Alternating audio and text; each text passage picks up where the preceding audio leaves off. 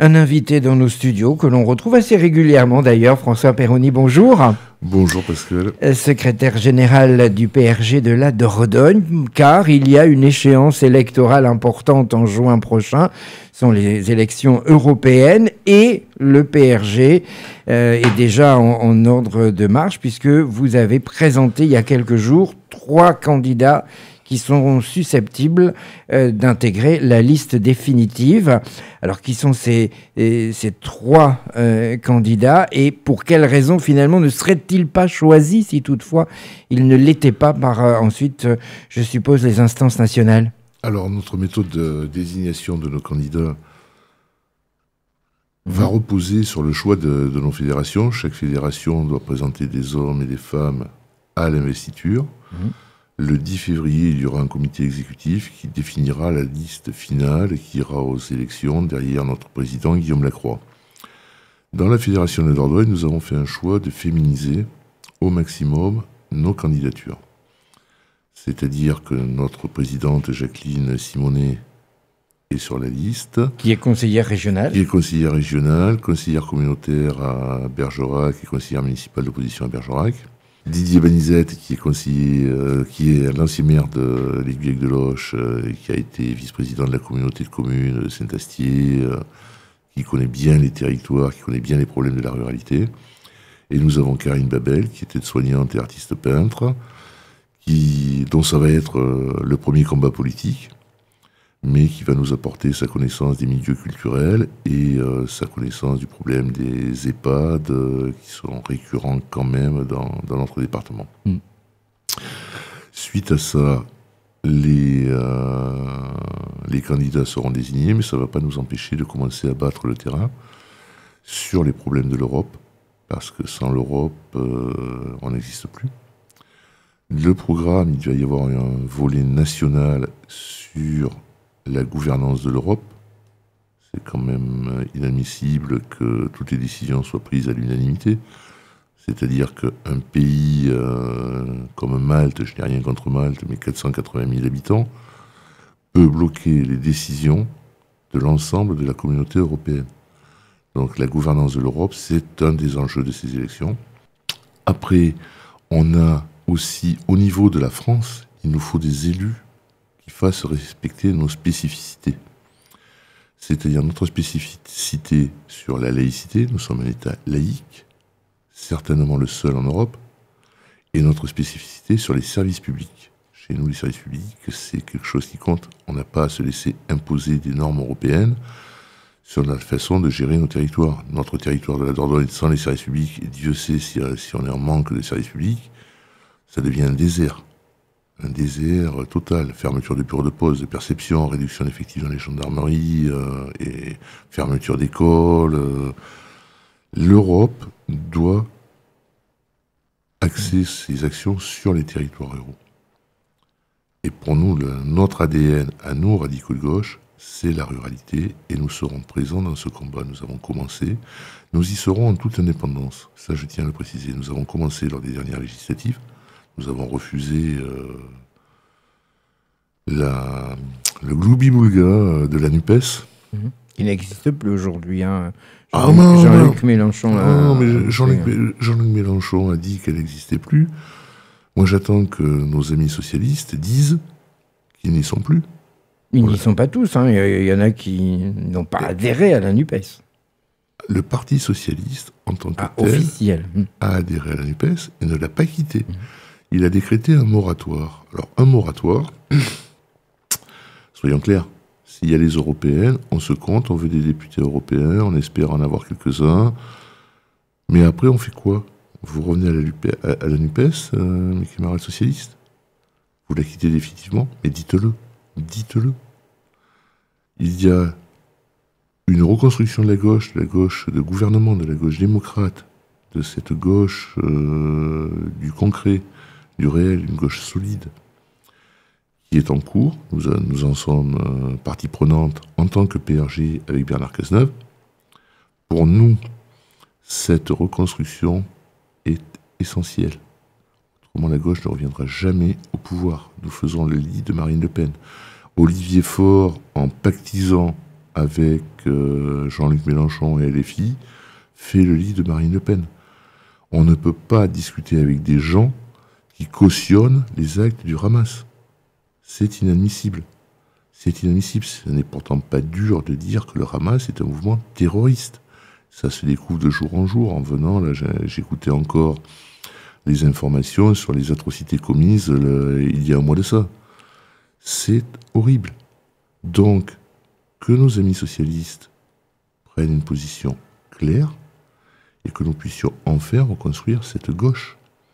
Nous, depuis le début, en tant que parti, nous sommes membres de la Convention de Bernard Cazeneuve. Ce n'est pas à titre individuel que nous y sommes.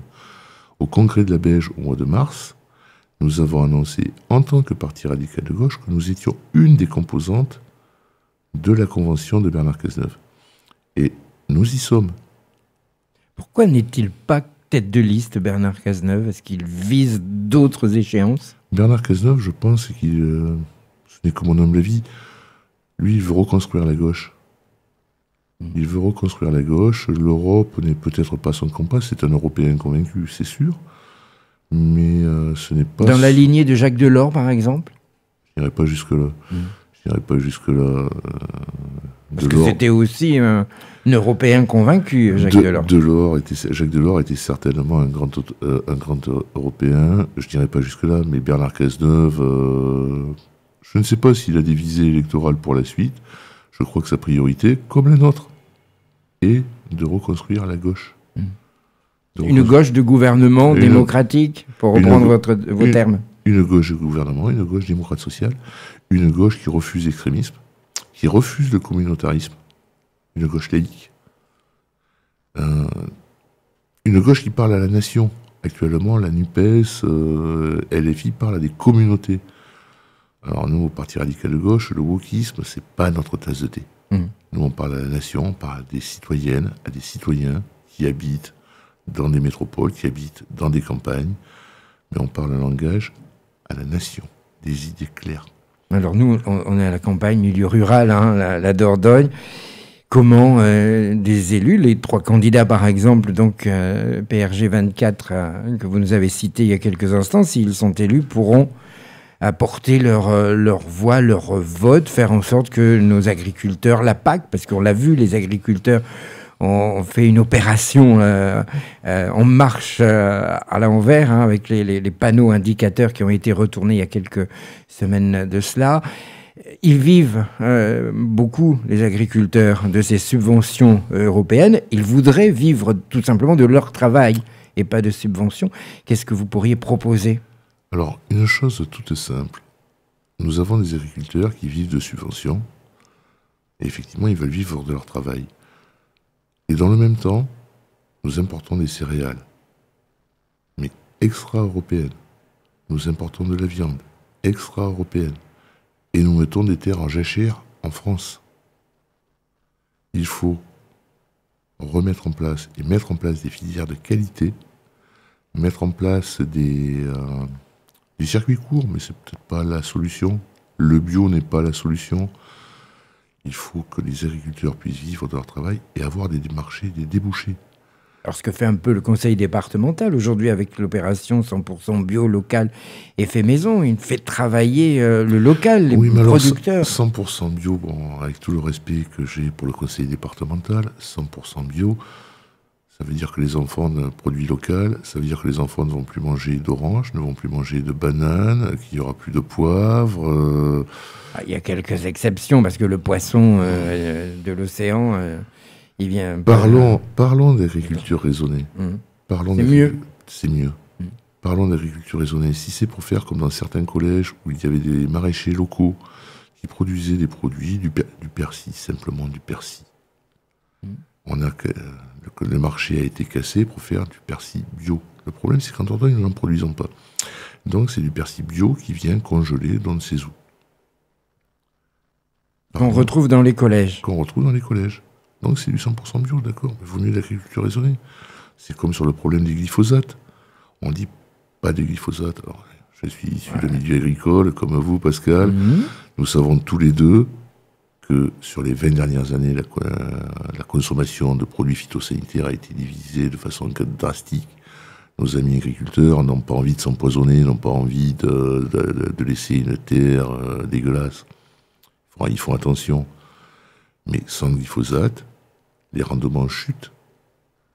On continue dans ce cercle vicieux de la subvention pour survivre. Il n'y a pas actuellement de produits de substitution. Glyphosate qui pourrait être remis sur le marché, on en parle en tout cas pour quelques années. Qui vont être remis sur le marché pour quelques années. La recherche française peut et doit trouver la solution, mais actuellement les producteurs céréaliers n'ont pas d'autre solution. Il y a des lobbies qui empêchent le retour du glyphosate ou qui sont là pour remettre le glyphosate ? Je pense que le principal lobby, c'est contre le glyphosate, ce sont les écologistes. Et pour les agriculteurs, c'est pas un lobby, c'est leur outil de travail. Ils limitent déjà les consommations de produits phytosanitaires. Ils ont eu des formations qui ont été de très haut niveau. Maintenant, il n'y a pas d'autre solution. Autrement, les rendements vont chuter de manière phénoménale et c'est plus rentable. Ça va devenir des gestionnaires de la nature, ceux qui ne veulent pas être. Est-ce que, alors, on va en revenir aux élections. Est-ce que vous avez déjà un programme de défini ou est-ce que vous attendrez vraiment la date du 10 février pour la présentation de cette liste du PRG au niveau national et donc faire des propositions aux électrices et électeurs ? Déjà, les grosses propositions, c'est la gouvernance. Là, on est vraiment dans le cadre européen. C'est le respect de nos deux particularités, la laïcité et les services publics. Et nous sommes en train de travailler sur la ruralité parce que notre cœur d'action va être sur les territoires ruraux. En particulier ici, sur la 3e circonscription, une vieille terre radicale.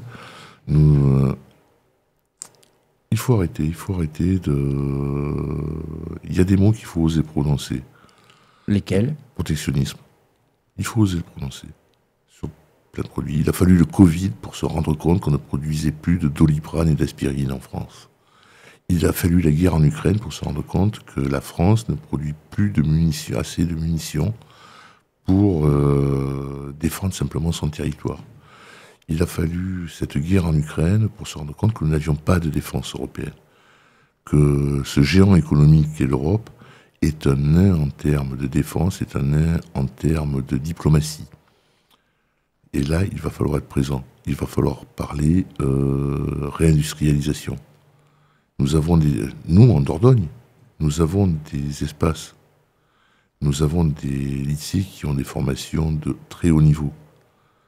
Donc, il va falloir réindustrialiser. Mais ça veut dire construire, enlever des espaces verts, des espaces agricoles.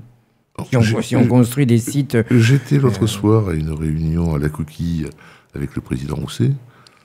Et il y a quelque chose qui m'a plu. Nous avons un maximum de friches. Ne serait-ce qu'à Ibérac, il y en a une ou deux qui peuvent être réindustrialisées. C'est pas la peine de construire à côté. Il existe déjà des friches dans quasiment toutes les villes de moyenne importance de Dordogne. Réindustrialisons. On va à Saint-Pardoux, il y a des friches. À Nontron, il y en a. À Ribérac. On peut faire venir des chefs d'entreprise ou alors multinationales certainement pas, mais en tout cas des filiales. Si on arrivait déjà à favoriser ceux qui veulent créer leur entreprise ici, des Périgordins, et pourquoi pas faire venir, c'est peut-être le rôle d'un député européen ou d'une députée européenne d'aller démarcher des entreprises européennes qui voudraient s'installer en Dordogne. Nous avons un savoir-faire, nous avons un cadre de vie, nous avons maintenant avec la LGV, une proximité de Paris, nous avons l'aéroport de Bordeaux. De Brive. De Brive aussi. C'est pas loin non plus. Qui est pas loin non plus avec l'autoroute. Bergerac éventuellement. Bergerac aussi pour certaines liaisons. Nous avons le problème de la RN 21, mais là c'est un problème national, c'est pas un problème européen. Nous avons tous les atouts. Il manque le catalyseur. Et un député européen de la Dordogne, de la Haute-Vienne ou de la Creuse, mais des territoires de l'intérieur de la Nouvelle-Aquitaine, peut-être ce catalyseur. Et s'il est radical de gauche, il peut incarner ces territoires où nous sommes ancrés. Il ne s'agit pas de parler, comme disait De Gaulle, de s'asseoir sur la chaise, sauter comme un cabri en disant l'Europe, l'Europe, l'Europe. Il faut être présent. Il ne faut pas en sortir de l'Europe. Non. selon vous? Non. C'est un suicide si nous sortions de l'Europe. Les Anglais sont sortis de l'Europe. Dernier sondage, ils veulent tous, la population anglaise veut revenir dans l'Europe. Mais est-ce qu'on n'a pas fait tout pour que justement ils soient étranglés, ces Anglais, en disant vous avez pris une décision que Non. nous ne voulions pas, il fallait rester... Je ne pense Et pas. donc on les a étouffés. Je ne pense pas. Ils sont confrontés maintenant à des problèmes tout seuls. Ils l'ont accepté. Ils voulaient se tourner vers l'Amérique. La phrase de Churchill, entre vous et l'Amérique, nous choisirons toujours le grand large. Ils ont choisi. Ils ont voté. Ils sont confrontés à des problèmes d'immigration. Ils sont confrontés à des problèmes de marché. Ils sont confrontés... Comme tous les pays d'Europe. Oui, mais c'est plus facile à affronter certains problèmes quand on est nombreux que tout seul. Même si l'Europe aujourd'hui n'est pas organisée, Ah non, que vous sous-entendiez tout à l'heure, François Perroni. Il faut aller beaucoup plus loin. Nous sommes dans une démarche fédéraliste. Le Parti radical de gauche ne s'en cache pas. Nous sommes dans une démarche fédéraliste, en respectant les particularités de chacun. Il y a un pays qui n'est pas très grand, la Suisse. Il y a 4 ou 5 langues qui cohabitent. C'est un État fédéral, ça marche bien. Mais c'est un pays neutre. Oui, note de moins en moins. Il est de plus en plus imbriqué dans la politique européenne. Mais il faut arriver à un État fédéral. Il faut arriver à avoir des représentants qui soient élus et non plus désignés comme le sont les commissaires européens. Ce qui veut dire aussi que si éventuellement le PRG arrive au niveau national à avoir une majorité, il faudra aussi qu'il s'entende avec d'autres partis à partir du mois de juin prochain pour insuffler ces idées que vous nous soumettez là aujourd'hui. Nous, là, notre objectif, nous visons entre 6 et 7 députés européens. Ce qui est pas raisonnable peut-être, mais pas beaucoup. Oui, mais après, les députés européens siègent dans des groupes européens, et il y a dans les autres composants de l'Europe des partis qui partagent la même vue que nous, les mêmes vues que nous, les mêmes objectifs. Donc là, il peut y avoir une entente. Et il peut y avoir une entente. Il doit y avoir une entente. Que ce soit au Parlement à Paris ou à Bruxelles et à Strasbourg, il faut faire obstacle par tous les moyens à l'extrême droite. Donc, il est possible... Extrême gauche aussi? L'extrême gauche en France aux élections européennes ne fera pas beaucoup de voix. Ça n'a jamais été vraiment le fonds de commerce des insoumis. Il faut, par contre, l'extrême droite, oui. Le danger, il est là, c'est un danger pour la République et la démocratie. Au niveau local, LFI représente le même danger que le Rassemblement national de Marine Le Pen. Moi, personnellement, fasciste rouge et fasciste brun, je les mets dans le même sac. Mais nous devons être les catalyseurs de cette gauche de progrès, de cette gauche de gouvernement, que ce soit en France ou au niveau européen. Est-ce que l'Europe a encore sa place entre deux blocs, d'un côté l'Amérique et de l'autre Russie, Chine? Plus que jamais. Il faut que l'Europe s'émancipe. Il suffit de se rappeler le discours de François Mitterrand quand il dit au Parlement européen qu'il appelle les députés européens à être l'assemblée constituante de cette Europe fédérale. Et il faut se doter d'une diplomatie, d'une vraie diplomatie. Il faut se doter d'une vraie défense. Mais pourquoi ça arriverait maintenant et ce n'est pas arrivé plus tôt? Parce que maintenant, nous sommes confrontés à une crise. La Troisième Guerre mondiale est certainement à nos portes. Nous avons un monstre économique qui est la Chine et la Russie, les pays de l'entente du Sud. Il n'y a qu'à voir maintenant Vladimir Poutine, qui soi-disant est poursuivi par la Cour pénale internationale, et qui se retrouve à aller se promener aux Émirats arabes unis, en Arabie saoudite. Et personne... Il cherche des alliés? Je pense qu'il les a déjà trouvés. Il n'y a qu'à voir le prix du carburant à la pompe. Et personne en Europe n'a condamné. Personne n'a osé condamner, parce que l'Europe, qui est un géant économique, est un nain politique. Est un nain politique. La crise en Ukraine le prouve, la guerre en Ukraine le prouve. Et une nouvelle assemblée en juin prochain peut inverser cette tendance? Voilà, alors nous sommes dans la politique fiction, je le souhaite. Moi, personnellement, je le souhaite, mais il faudra se battre. Il faudra se battre, parce que certains partis très nationalistes, le RN, LR, LFI, refusent totalement cette Europe fédérale, alors que c'est la seule solution, au nom d'intérêts bassement électoraux. Qu'est-ce que ça changerait pour le citoyen lambda, que ce soit un État fédéral? Rapprocher l'Europe du citoyen, justement. Si le citoyen venait à voter pour désigner... il vote pour désigner les députés, mais s'il venait à voter en votant, en désignant ses députés, si les commissaires européens sont issus du Parlement et non plus désignés par les États, ça change tout. On rapproche. Il y a un déficit pour l'Europe. Qui connaît le nom des députés européens issus de la Nouvelle-Aquitaine? Personne. Ça n'a jamais mobilisé un scrutin européen? Personne. Le seul, dans le millefeuille administratif français, les seuls qui sont en prise avec l'Europe, ce sont les conseillers régionaux et les conseillers régionaux. Parce qu'eux travaillent au quotidien la distribution des fonds européens passant par les régions. Mais les maires des petites collectivités, les présidents d'associations, ne savent pas que des centaines de millions d'euros sont reversés tous les ans à Bruxelles parce que l'on n'a pas fait les demandes. Parce que les dossiers sont compliqués, parce qu'il n'y a pas l'information. Il faudrait se regrouper, selon vous, entre communes, entre départements, peut-être? Sur des projets, oui. Vous avez un exemple, c'est le déplacement urbain à La Rochelle, qui est un modèle. Michel Crépeau avait emmené sa commune dans un projet de développement avec 3 autres communes européennes de taille à peu près similaire. Ça a été de l'échange de compétences, de l'échange de savoir et l'accès aux fonds européens. Ces programmes existent sur le domaine de la culture. Karine Babel me le faisait remarquer l'autre jour. 17 fonds européens en échange de savoir pour des associations et des collectivités. Qui le connaît ici? Personne. Personne. C'est les programmes Erasmus. Ils sont une réussite. Mais pourquoi limiter les programmes Erasmus aux études supérieures? Pourquoi un gamin qui fait un CAP de chauffagiste irait pas faire un an en Erasmus en Allemagne ou en Espagne pour faire de l'échange de compétences? Déjà, ça leur ferait faire à tous des progrès linguistiques et dans les deux sens. Et l'Europe, elle est là. C'est cette génération-là qui ont entre 16 et 25 ans, 25-30 ans.